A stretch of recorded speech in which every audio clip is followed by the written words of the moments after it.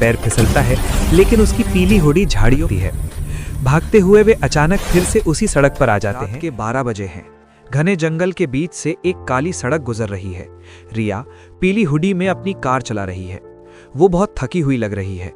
रिया का जीपीएस बार बार signal lost दिखा रहा है। वो अपनी घड़ी देखती है। सुइयां अजीब तरह से घूम रही हैं।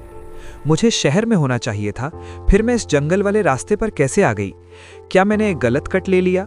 अचानक कार के इंजन से धुआं निकलने लगता है और गाड़ी एक झटके के साथ रुक जाती है। रिया बाहर निकलती है। चारों तरफ सन्नाटा है। तभी उसे झाड़ियों में किसी के होने का एहसास होता है। रिया टॉर्च जलाकर आगे बढ़ती है। तभी उसे सड़क किनारे एक पुरानी बेंच पर आर्यन काली टी शर्ट में बैठा हुआ मिलता है। वो डरा हुआ लग रहा है। रिया, आर्यन, तुम यहाँ क्या कर रहे हो? तुम्हारी गाड़ी कहाँ है? आर्यन, रिया, यहाँ से भागो।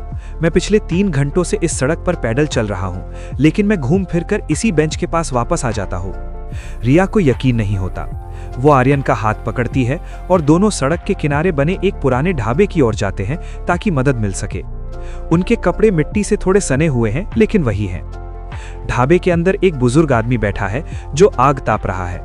उसकी वेशभूषा, सफेद कुर्ता धोती बहुत पुरानी लग रही है। ढाबे की दीवार पर एक पुरानी तस्वीर टंगी है।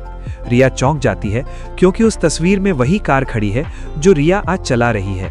बुजुर्ग, समय को कोई नहीं बदल सकता बेटी। जो कपड़े आज तुम पहन कर आई हो वही तुम्हारी पहचान बन जाएंगे। इस जंगल में रात कभी खत्म नहीं होती। रिया और आर्यन डर के मारे पीछे हटते हैं। रिया को समझ आता है कि वे किसी टाइम लूप यानी समय के चक्र में फंस गए हैं। वे बाहर भागने की कोशिश करते हैं, लेकिन जितनी तेज भागते हैं वापस उसी ढाबे के सामने पहुंच जाते हैं। रिया अपनी कार की चाबी निकालती है और आर्यन के साथ जंगल के अंदर की ओर भागती है। उसे लगता है कि शायद सीधा रास्ता ही उन्हें बाहर ले जाएगा। भागते भागते रिया का पैर फिसलता है, लेकिन उसकी पीली हुडी झाड़ियों में फंस जाती है।